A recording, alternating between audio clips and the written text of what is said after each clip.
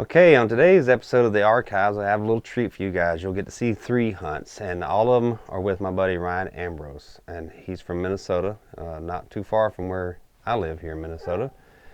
So Ryan and I first hunted in Minnesota together back in 2013. We went to a newly acquired piece of public here in Minnesota. Not a whole lot of people knew about it. Some people knew about it, and so it was getting some hunting pressure, but not from the masses, because this property hadn't been published on the DNR's public maps yet. So the entire state didn't know about it yet, but there were some people, including myself, that knew about it. So we head out there the evening prior to opening day and try to roost some birds.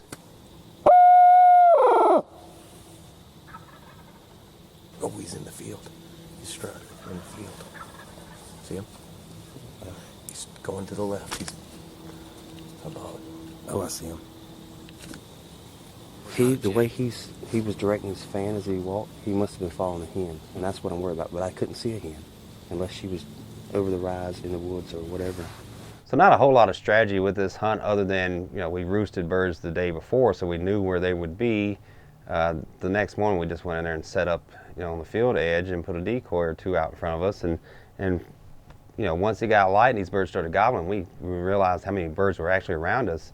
We felt pretty good that we would be able to get one into our setup or call one over eventually, as long as no other hunters came back there and interfered with us. It's public land, so somebody hearing all those birds gobbling could have easily, worked our way and then ended up bumping the birds.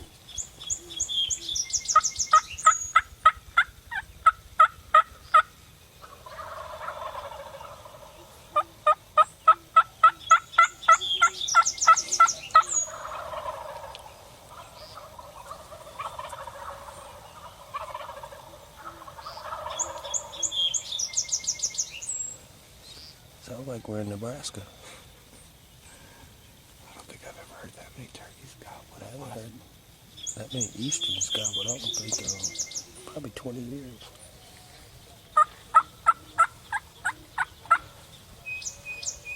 They're already flying down. Did that fly down? Mm-hmm. Get your hand on that. No, they're on the field. They're in the field.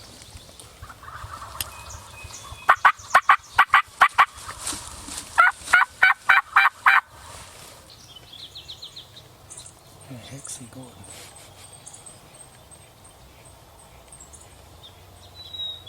Towards the other. Huh? To the other end. There's a hen behind him.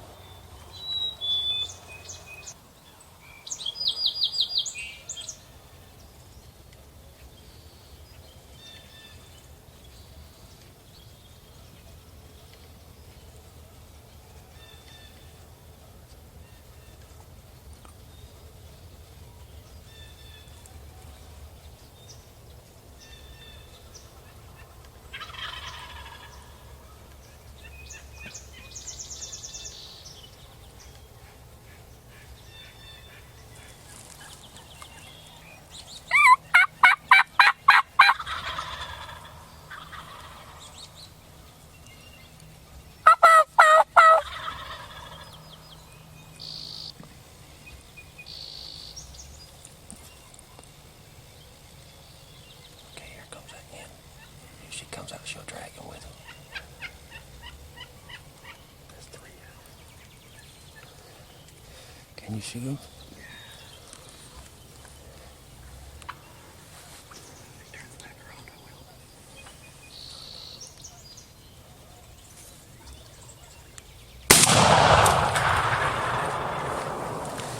I think I got him. Just sit tight. I didn't miss. Just chill out. We got gobblers. Oh, look at all the birds out. Them birds.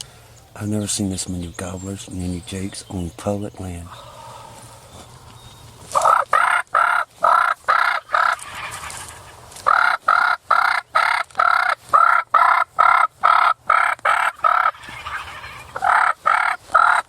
Watch this. Just be real still. What is this?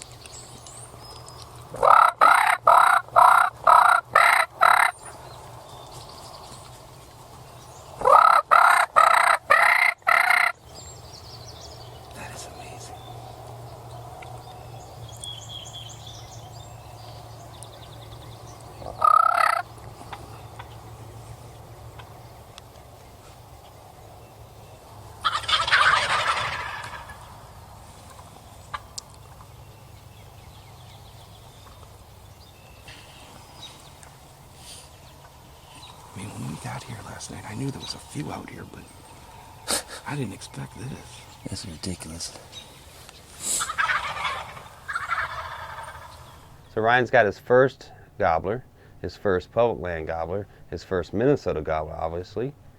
Following year, 2014, like anyone, he's hooked. He wants to do it again. So he gives me a call and asks, can we go hunting again? We both have a Wisconsin tag. And I tell him, I say, okay, I got some free time on this particular week. I have access to a little small chunk of private land, and our odds there might be pretty good. There's a big chunk of public nearby. So here's the plan. We'll go down there, we'll try and get his tag filled, Ryan's tag filled, and if he fills his tag, then he can go home and then I can go hit the public, or he can tag along if he likes. So that was our game plan. So we head down to Wisconsin, we get there in the afternoon, and we hunted a little bit, walked around and tried to call some birds, but our main goal was trying to locate birds, or roost birds, for the next morning.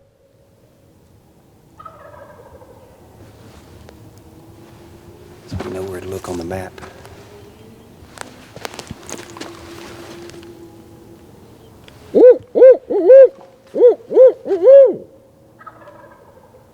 Got a good gobble on.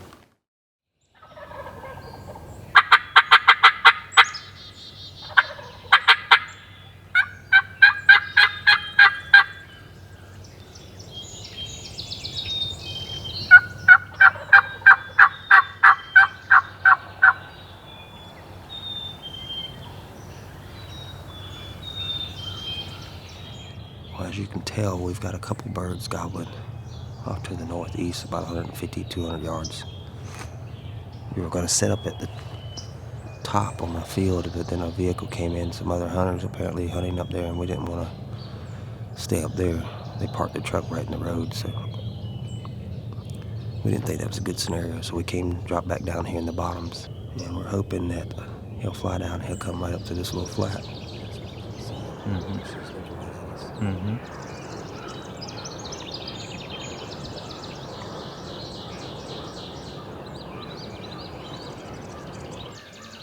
Here's a Tom. Tom.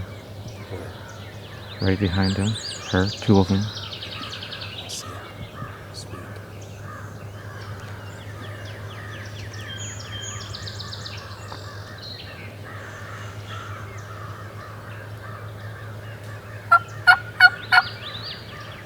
If they just come out, I could shoot one.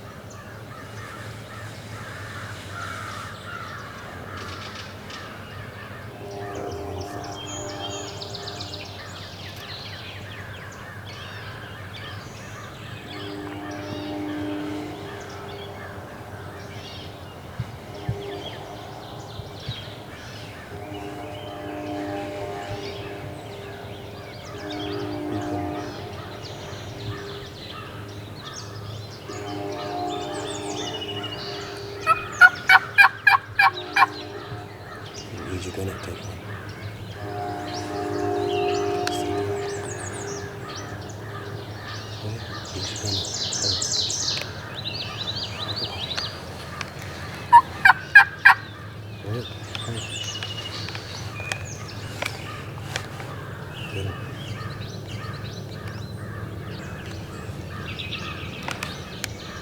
I don't have a shot.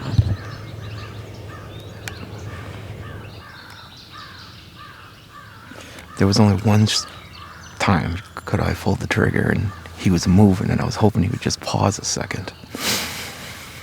Well, I saw that wing flap. Then when they fold their wing and put it back on top, I knew they weren't coming any closer.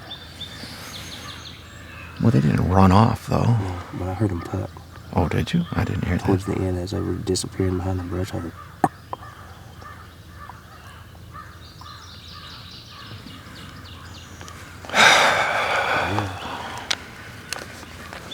I was hoping you'd kill one so I could kill you. Yeah. I was hoping I'd kill one, too.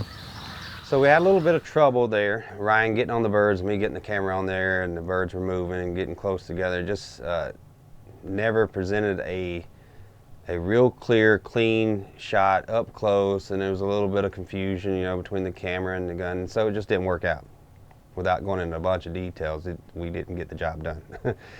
So now our plan was starting to fall apart. He hadn't filled his tag on the private. We could have continued hunting the private, but the public's pretty good too. So I said, I'll tell you what, we'll go to plan B and we'll go hunt some of the public where I was going to try and fill my tag. We headed over to a different piece of property. This is some wildlife management area, and see if we can strike a bird. There's nobody down here hunting, and we're not too deep in here, and Ryan just hit the call and got one to sound off. So we're gonna put the call away, move closer, and just use an owl call to get him to gobble from now on. Try and get in a position to call him to us.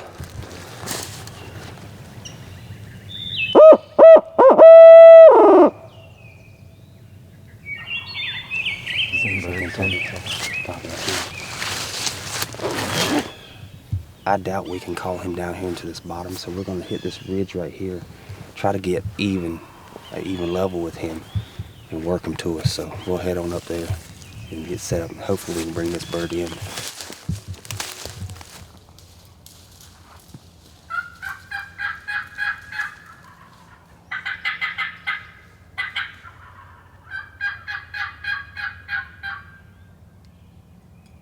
So we got this bird gobbling up high up on the hill. I know from the maps there's private land up there, and it's basically cut cornfields or ag fields. I don't know what was in it at the time. Here's the thing when you're hunting next to fields, and I think I said it in one of the earlier videos. Number one, this field was private, so we couldn't hunt the edge of the field. Number two, I didn't want to hunt the edge of the field because all you're going to do is, if you set up and start calling, the bird's going to potentially hang up. So you always want to set back as far as you can. I think what was the Wisconsin video 2 videos ago where we set up 10 yards from it just because the terrain only allowed us to get that far back.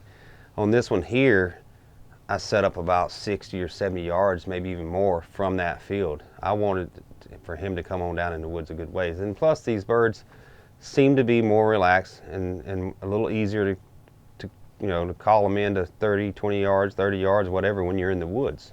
They feel a little more secure in there. So we go up this little finger ridge to try and get up even with this bird, not straight up at him. We wanted to come off to one side and work him over, but we figured he was right in the edge of the field that he would have to come in the woods a little bit. But this is, rolling hills, steep terrain, bluff country type stuff. And so I'm going to show you a cross section of what we were facing with, because once we got up this ridge, it was so sharp, it rolled over so much that if you sat down on one side of it and if the bird came up the other side, he'd have to be practically right on top of you before you saw him. There's no rules or no requirements saying you have to sit down when you turkey hunt. And this is a perfect situation where it dictated that we stand up while we were hunting. So Ryan and myself stood beside a couple trees on one side of this little ridge, finger ridge. And we put the decoy right on the other side. And our line of sight meant when this bird came up, he would be about 10 yards, 15 yards from us and well within gun range if he indeed came in.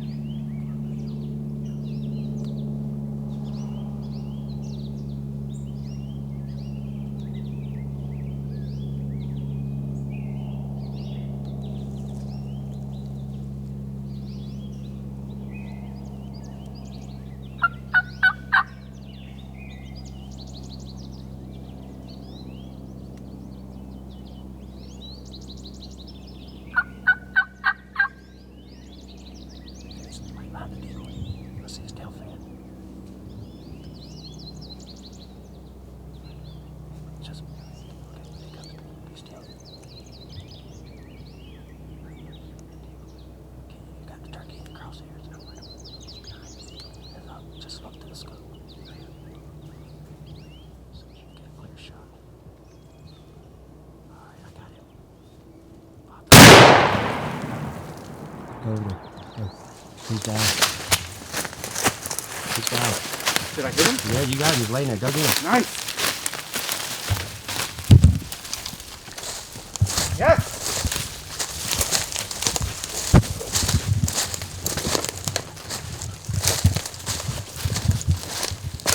Woo! That's a nice beard too. He's a big one. Yeah, he is. I don't know if you guys noticed it, but that bird had the strangest gobble I think I ever heard out of any bird, any gobbler. It almost sounded like an old phonograph, or something that you hear from like the 30s or 40s. Just had that little staticky sound to it, like an old record is playing. Every time he would gobble, it sounded hollow and staticky, and it was just unique and weird. And I don't think I'll ever forget that particular sound of that bird's gobble. We've got another great video coming up. This is going to be another Wisconsin hunt, and you're going to recognize the fellow I'm hunting with for sure in this one. If you follow my channel, you will. Anyway, we'll see you guys next time. I hope you're enjoying these videos.